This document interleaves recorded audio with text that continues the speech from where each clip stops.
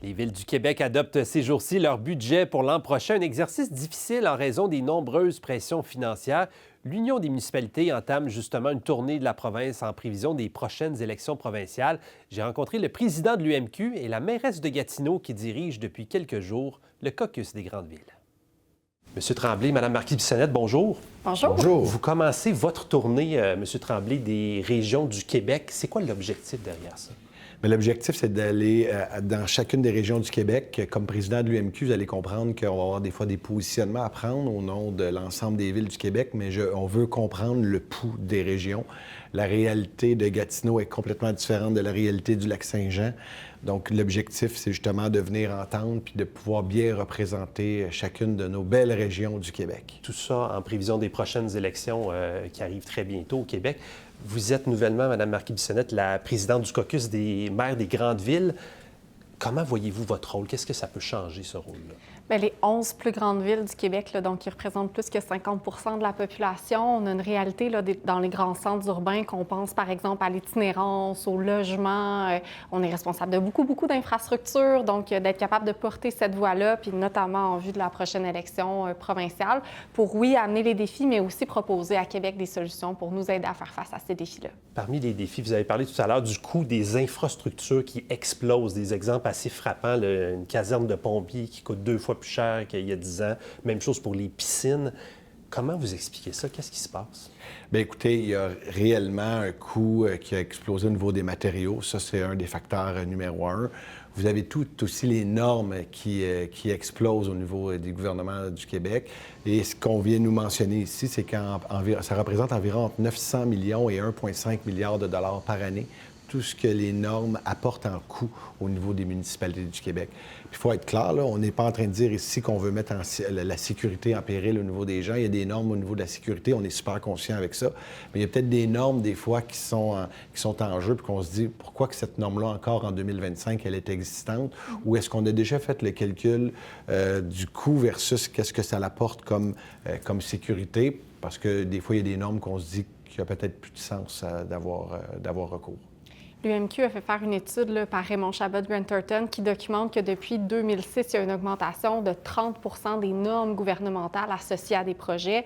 Donc, évidemment, comme M. Tremblay l'a dit, c'est vraiment pas toutes les normes qui sont désuètes, mais est-ce qu'on peut faire un ménage là-dedans? Est-ce qu'on peut se poser la question, la norme qui existe à Ottawa puis qui existe à Québec, est-ce que ça peut devenir une seule norme pour nous permettre de sauver des coûts?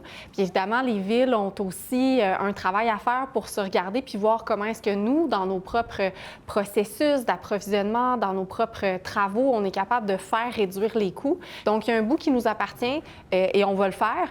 En tout cas, nous, à Gatineau, on est déterminés à le faire, mais il y a un bout aussi pour lequel on a besoin de discuter avec les autres paliers de gouvernement. Et là, justement, les villes du Québec sont en train d'adopter leur budget pour l'an prochain. On essaie de limiter autant que possible les hausses de taxes pour les citoyens à 2-3 Comment difficile c'est comme exercice pour vous là, d'arriver à ça, à ce total-là, sachant justement que tout le reste augmente de façon importante? Bien, écoutez, moi, je pense que c'est dur comme jamais. Là. On est vraiment, je le dis souvent, mais on est vraiment comme au bout de la chandelle là, parce qu'il y a une réalité que nos infrastructures nous rattrapent forcément. Il y a beaucoup de tuyaux qui ont été faits dans les dernières années qui n'ont peut-être pas été remis à niveau. Pendant plusieurs années, on aimait se couper des rubans puis faire des annonces de belles et grandes annonces. Cependant, vous avez une réalité aujourd'hui, c'est que toutes ces infrastructures qui n'ont pas été mises à jour, bien, ça nous rattrape. Donc, il faut faire un grand volet d'investissement majeur au niveau de nos infrastructures. Puis, je vais terminer là-dessus de mon côté. La portion que le gouvernement du Québec nous a donnée, année après année, elle diminue. Il y a une dizaine d'années, on était à 7,3 du programme quinquennal en immobilisation qui venait du gouvernement du Québec, qui allait directement dans les poches des municipalités pour faire nos infrastructures, pour refaire nos infrastructures. On est rendu à 4,3 Donc, malgré que les coûts explosent, la portion diminue. Pour nous, c'est un non-sens et on veut s'asseoir rapidement avec le gouvernement du Québec pour rétablir ce lien de force. Et la solution, c'est pas d'aller chercher plus d'argent dans la poche du citoyen, c'est aussi une limite qui est atteinte à un moment donné? Bien, c'est clair, il y a une limite à ça. Puis bon, nous autres, on va adopter notre budget jeudi. On en discutait avec les maires, entre autres au caucus des maires des grandes villes. Là, on a des hausses de taxes à plus de 4 là, dans certaines grandes villes du Québec, là, très peu en bas de 3 ou 3,5 là. Donc, c'est sûr que c'est un défi, être capable de faire mieux avec les deniers publics qu'on a. Puis dans un contexte aussi, je dirais, évidemment, il y a la question des infrastructures, mais de croissance des responsabilités.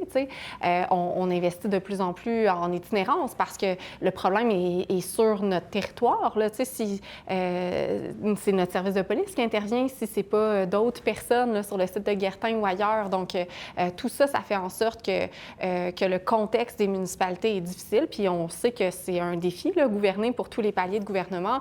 Mais je pense que le message de fond, en tout cas que moi j'ai envie de porter au gouvernement du Québec, c'est que les villes sont des partenaires incontournables dans l'atteinte de leurs objectifs. Que ce soit de faire des écoles, que ce soit même pour le réseau de la santé. Ils ont besoin de nous pour construire un nouvel hôpital. Ils ont besoin de nous en logement, en itinérance, pour le filet social. Ils ont besoin de nous en matière de développement économique. Donc, il faut travailler avec les villes. Et dans le contexte de l'élection provinciale qui s'en vient, mais c'est certainement un message qu'on veut porter. Mais là, vous touchez un bon point en terminant. Le contexte est très difficile. À Québec aussi, on manque d'argent. Tous les paliers de gouvernement tentent de comprimer leurs dépenses autant que possible. Sentez-vous que votre message va être entendu dans ce contexte-là où il n'y a pas plus de fonds publics nécessairement? Moi, je sens vraiment que oui, pour une seule et unique raison, c'est qu'on a la population de notre côté. Donc, moi, quand je parle, je me promène au niveau de ma population, les gens commencent à s'en apercevoir clairement que leurs infrastructures sont dues, puis ils sont conscients qu'ils ne peuvent plus en mettre autant sur la table. Vous savez, la situation du portefeuille, la situation de l'épicerie, donc les citoyens sont pris à la gorge. Maintenant, c'est pas pour rien que nous, on demande au gouvernement du Québec, la priorité, c'est nos infrastructures et on compte sur eux pour être là à l'appel bientôt. Puis on est forcé de faire mieux, autant au fédéral, au provincial qu'au municipal. Avec les ressources qui sont limitées, il faut qu'on soit capable de faire plus avec chaque dollar investi, puis de mieux se coordonner pour qu'il fasse plus de chemin. Alors, le message est lancé en prévision de la prochaine campagne électorale au Québec. Merci beaucoup à vous deux. Bien, merci à vous.